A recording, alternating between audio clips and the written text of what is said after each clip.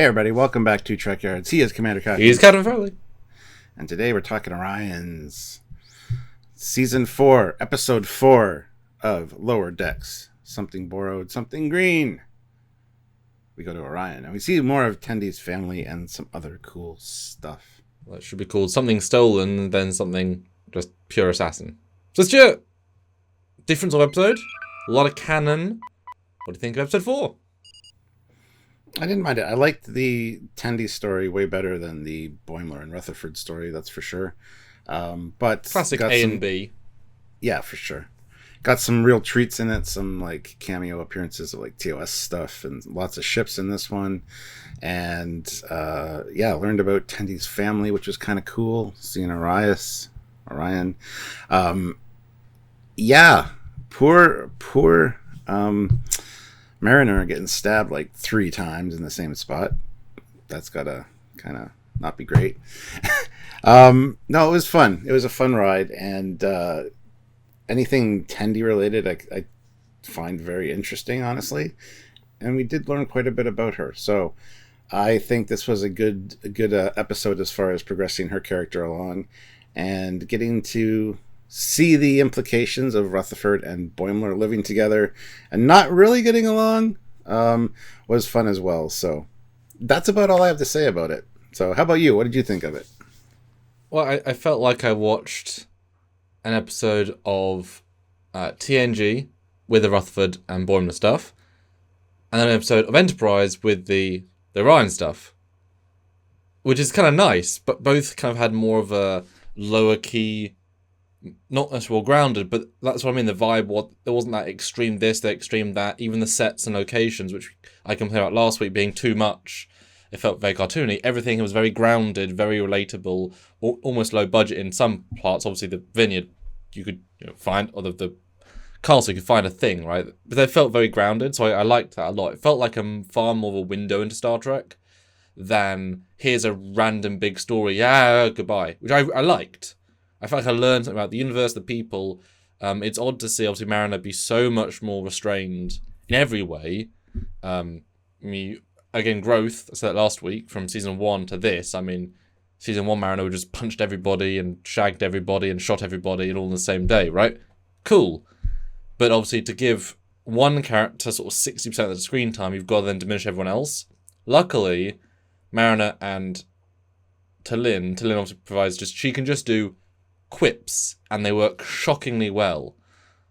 I don't know if that was intended to how the character was going to play, but she's just the quip machine, and it's really good, actually. Mariner being subdued is odd, but again, some fun quips. But we didn't get much time with Tendi ever. She's always overlooked in almost every situation. So to give her sort of 60% episode is great. Might not have been the best stuff ever, but that's hard to do. But it was pretty damn solid, and I feel like I learned a lot. I feel like species was pretty well represented. I'm happy with how I saw Orion.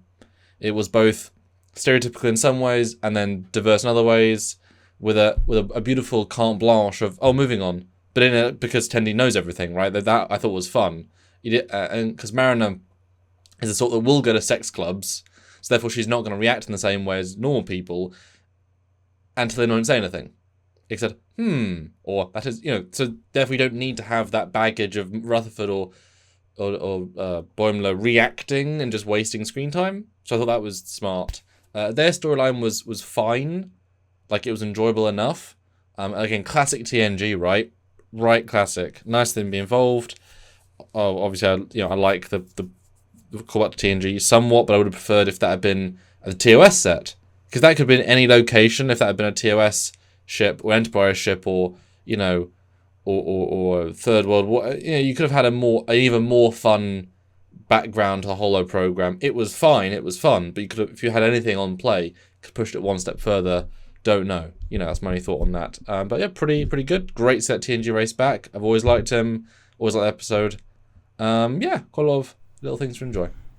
Yeah, and a kind of cheeky Archer reference as well. Talking about the pheromones. Well, they need an excuse. The Starfleet captain had his ship taken over. So it's interesting. We got an Enterprise reference with that. TOS reference the phaser. We got TNG reference the alien. We got a Voyager reference the Raven. DS9 somewhere, I'm sure. That's a pretty hefty bit of canon there. and learning about the pheromones and that Tendi doesn't have them or is unable to produce them, I think was a nice little touch. But she didn't need them apparently because she was just so charming or likable that everybody just kind of was drawn to her. So, and the fact that she made an anti-pheromone spray as well because she knew she might have to deal with this kind of situation. I mean, Starfleet's presumably had that for decades. Yeah, / 100 years. It's just a more potent version because if you're literally in a dungeon filled with pheromones, which is obviously why the guys didn't go as well, would have totally derailed the storyline. You had to have ladies only for that to work. But what a bold, I mean, to go full pheromone logic, and I thought it was actually pretty well handled. It was silly, but it was fun, but it was dealing with TOS and present and past. That was well done. And kind of hybridized all the different appearances. They're either slaves or they're not. They're either pheromone or they're not. Here we go. Here's everything kind of one bow, which works. Yeah. Felt kind of bad for the TOS being thrown in the garbage, though. It's like, here, throw this in the garbage. But it is an old phaser.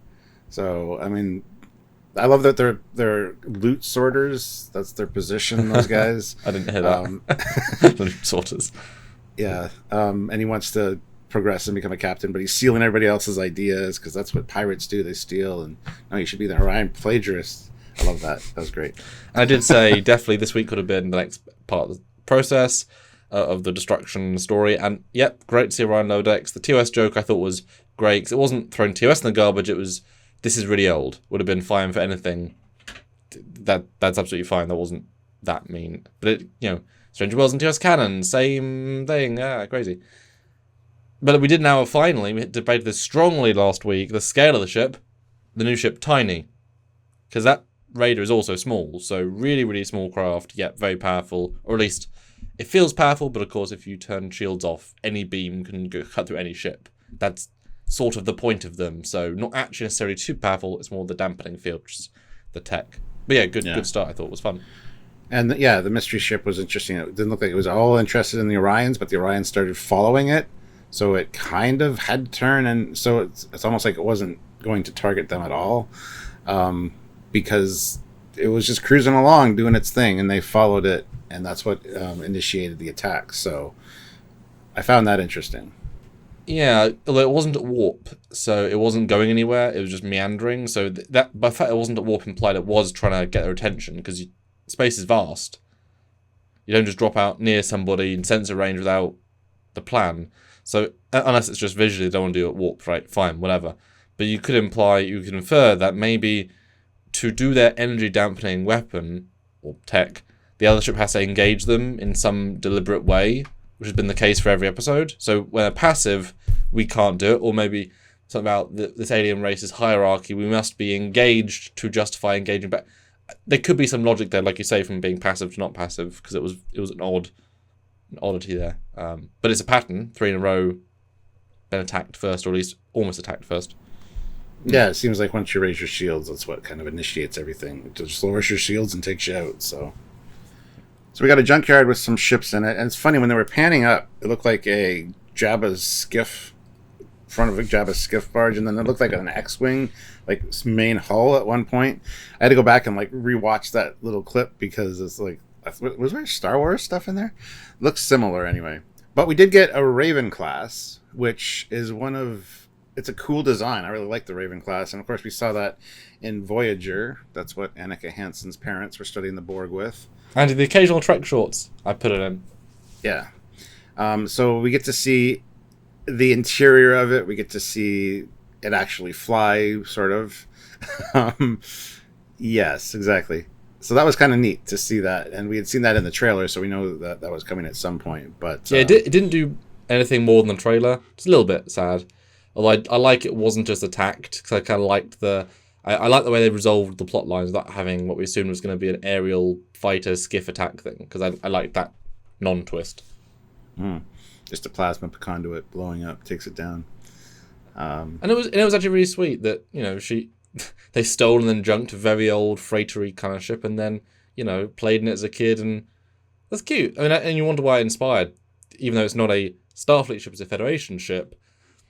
They probably have something Starfleet aboard, and certainly in the memory banks, and it was clearly, well, the fact they could fly was functional, even if it was damaged functional. So presumably Tendi learned stuff from it, and inspired her, which is nice. I like that. It's a nice little bit of backstory. And, you know, as every time we do this sort of thing, the script says they find an old ancient Starfleet ship or Federation ship. You can invent one, or you just use the canon. Use the canon immediately. Less art design, more fan love, and you just progress the next stage of making it. Great, right? It's what you should do, and it's great. It was really good to see it again, finally, after many years. Because I like it. It's a good... It's almost a box, while not being a box. It's a great hybrid of box yet not box design.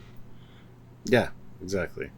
I did like the little painting, or little, not painting, but like chalk out drawing she did when she was younger of her with the Starfleet emblem on. That was kind of nice. And we got a species from TNG back, which was cool to see. I think they called them the Chalna. We got to see their ship as well. So an interesting new ship design. Is it? And we'll find out. It's a ship design. And there's literally 2 frames of it on the view screen without a display over it. So I did find the 2 frames, Stuart, but they don't highlight it at all.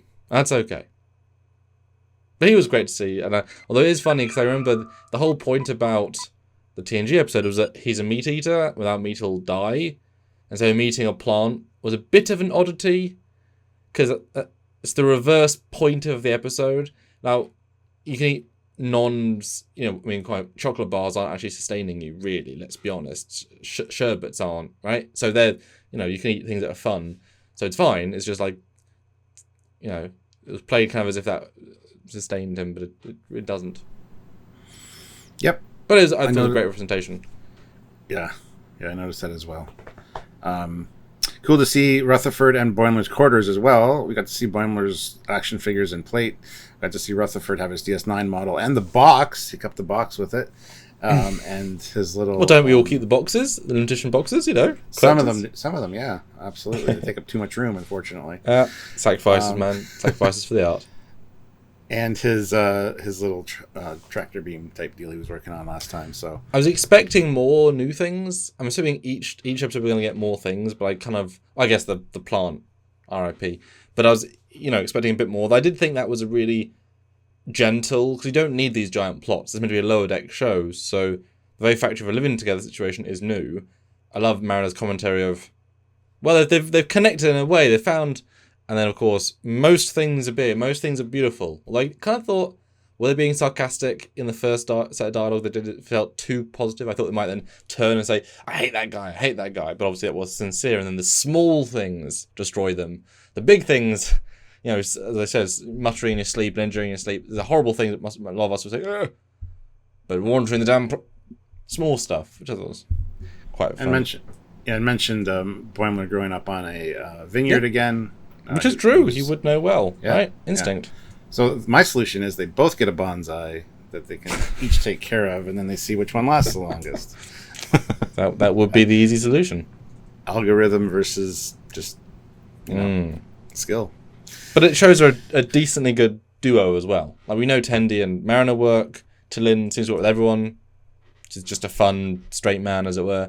But yeah, those two work quite well together.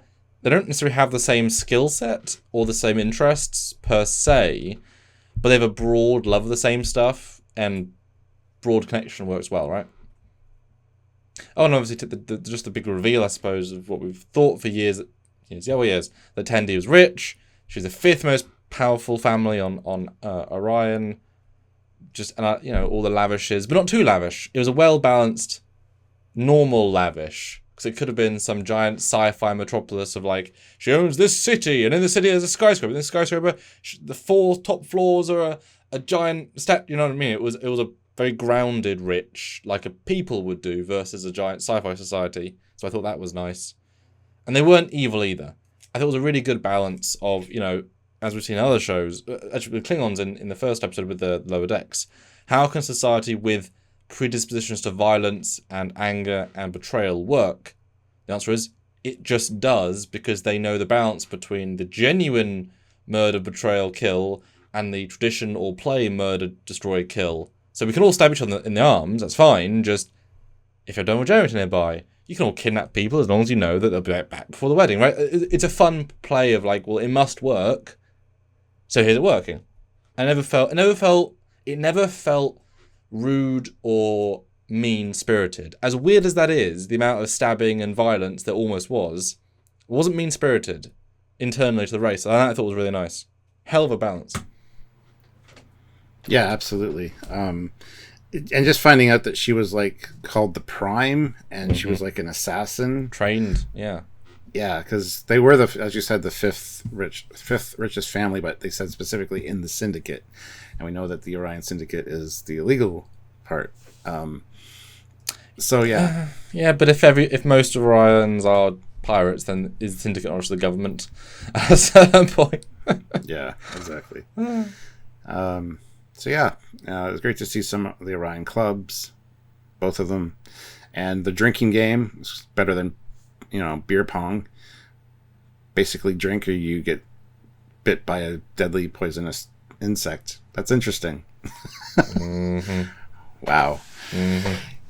Yeah, so we learned a lot about Orion culture and learned about the pheromone thing, got that cleared up, although kind of already knew that. But I love that the Mariner's excuse was, that Starfleet didn't want to admit that one of its captains got taken over by like 3 Orion women without the pheromone thing. So yeah, and like Tendi has none.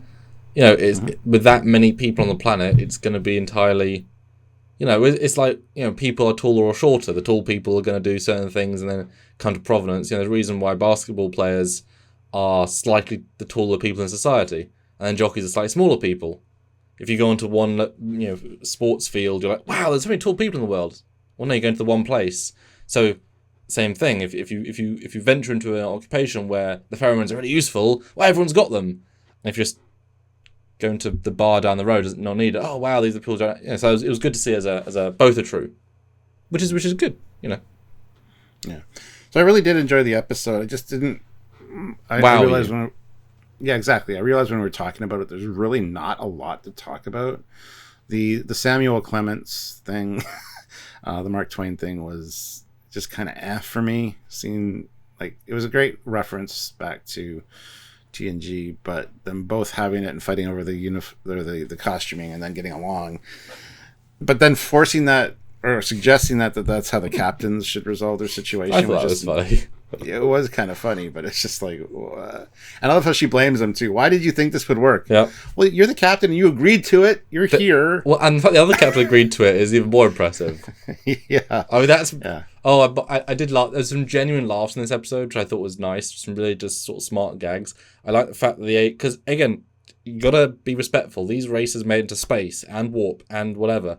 So to have those alien creatures who are in TNG in the view screen say, we're scanning it. We're supposed to scan it. We'll give our data. No, your data's too advanced. It's scary. Like that's great. It's just too clever. Yeah. Okay, I like it.